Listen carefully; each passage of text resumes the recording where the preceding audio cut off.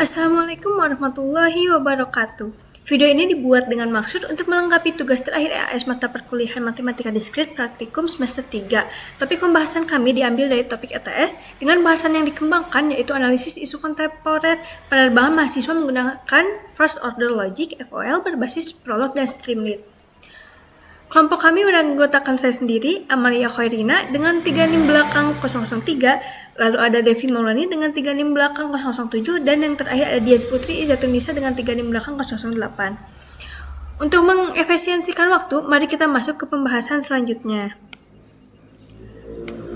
Ada 16 predikat di dalam file prolog KB kami yang terdiri dari 8 predikat fakta dan 10 predikat rules.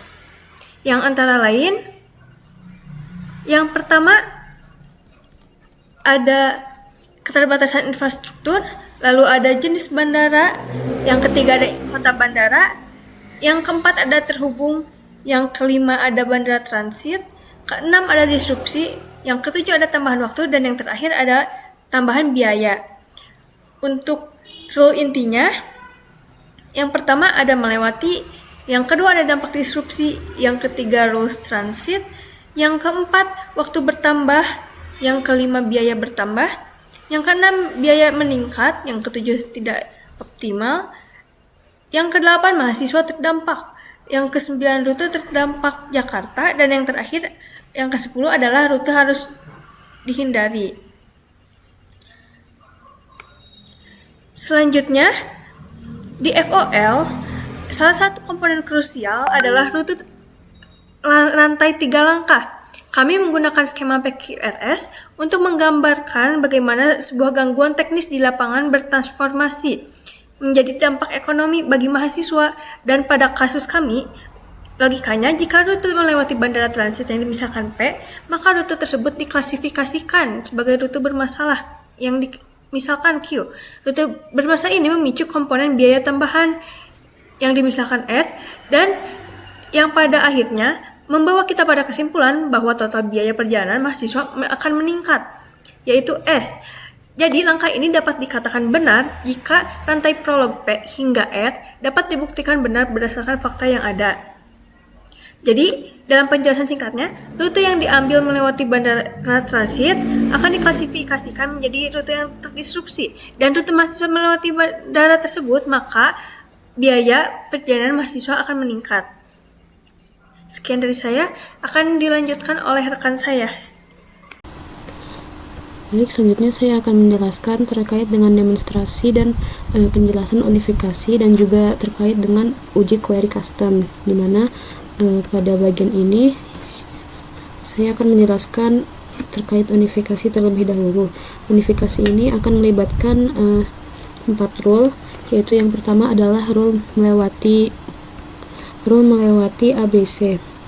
Di sini dimana yang artinya rule ini akan mendefinisikan bahwa sebuah rute dari A ke bandara C dianggap sebagai rute transit apabila dia melewati bandara B. Nah, misalnya ada bandara SUB, CGK SUB, kemudian SUB UPG. Dengan sistem prolog akan menyimpulkan bahwa rute tersebut memenuhi rule, yaitu melewati CGK SUB UPG. Kemudian yang kedua ada rute transit, di mana pada rule yang satu ini rule ini akan berfungsi untuk mengidentifikasi rute transit yang bermasalah, bukan hanya rute transit biasa, yaitu rute tersebut akan disebut sebagai akan melewati bandara transit, di mana bandara transit tersebut terdaftar sebagai bandara transit resmi. Kemudian dicek apakah bandara transit tersebut mengalami disrupsi operasional dan bukan merupakan tujuan akhir dari rute tersebut. Jadi masih ada bandara tujuan selanjutnya setelah dari bandara yang terkena disrupsi tersebut. Kemudian dengan rule ini sistem akan mulai mengaitkan dari struktur rute dengan kondisi operasional bandara. Nah, yang ketiga adalah biaya bertambah. Setelah rute transit bermasalah yang tadi teridentifikasi, maka sistem akan mengevaluasi apakah rute ini menyebabkan penambahan biaya perjalanan. Rule biaya bertambah ini memeriksa apakah rute yang dilalui oleh pesawat merupakan bandara transit yang memiliki fakta tambahan biaya dengan nilainya lebih dari 0, seperti disebutkan pada fakta ini, yaitu ada bandara SUB dengan biaya tambahan sebesar 150.000 dan bandara UPG dengan biaya tambahan yaitu 200.000. Nah, jika Prolog mendeteksi iya, maka sistem akan menyimpulkan bahwa rute tersebut mengalami pertambahan biaya akibat dari rute disrupsi yang dilewati, bandara disrupsi yang dilewati. Dan yang terakhir yaitu adalah rule biaya meningkat, di mana rule ini akan memberikan kesimpulan akhir berupa rangkaian dari inferensi yang menyatakan bahwa apabila suatu rute mengalami penambahan biaya, maka keseluruhan biaya perjalanannya pun akan meningkat. Ini adalah inferensi yang kami gunakan sebagai rekomendasi kebijakan seperti refund atau juga penghindaran dari rute tertentu. Kemudian terkait unifikasi bisa dijalankan dari inferensi yang ketiga ini. Ini sebelumnya sudah saya jalankan sehingga sudah muncul hasilnya, yaitu dengan kesimpulannya valid dan muncul beberapa bandara yang memenuhi ketentuan, mana sistem ini akan menghasilkan unifikasi dengan bandara asal yaitu A berupa CGK misalnya, dengan B-nya yaitu SUB dan C-nya atau bandara tujuannya yaitu UPG. Jadi bandara ini akan melewati rute ini akan melewati bandara SUB dari CGK ke UPG, di mana SUB ini merupakan bandara transit yang mengalami disrupsi dan terdapat biaya tambahan sebesar 150.000. Karena seluruh kondisi ini terpenuhi, maka Prolog akan kemudian menyimpulkan bahwa biaya meningkatnya adalah valid dengan dengan asalnya yaitu dari CGK dan juga tujuannya UPG. Kemudian yang selanjutnya adalah demonstrasi uji query custom. Di sini saya sudah menyiapkan query yang akan digunakan.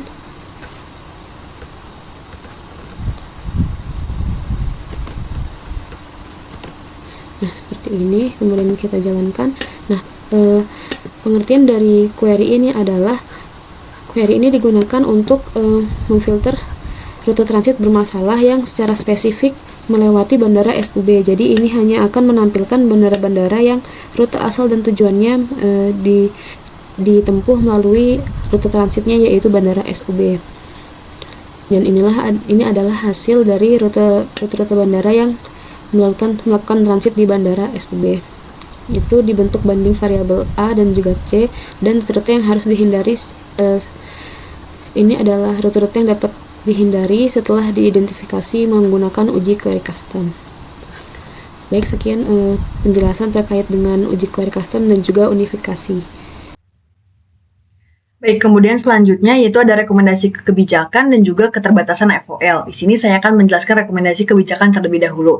Nah, untuk rekomendasi kebijakan itu sendiri, kami menentukan menjadi 3 level utama, yaitu adalah level preventif sebelum terjadinya suatu dampak, kemudian protektif saat terjadinya dampak, dan yang ketiga itu adalah level korektif setelah terjadinya dampak. Nah, untuk kebijakan itu sendiri, yang pertama yaitu ada kebijakan mitigasi dan peringatan dini sebelum terjadinya suatu perjalanan. Nah, jadi dengan kebijakan ini diharapkan nantinya suatu sistem itu akan memberikan sebuah informasi mengenai pertambahan biaya, kemudian pertambahan waktu, serta rute transit yang memang bermasalah, sehingga nantinya pengguna atau mahasiswa dapat menentukan keputusan lebih awal sebelum melakukan perjalanan atau sebelum membeli sebuah tiket. Nah, kebijakan ini terbentuk dari beberapa inferensi pendukung, yaitu seperti rute transit, waktu bertambah, biaya bertambah, dan juga rute tidak optimal. Kemudian, kebijakan selanjutnya yaitu merupakan perlindungan kelompok rentan.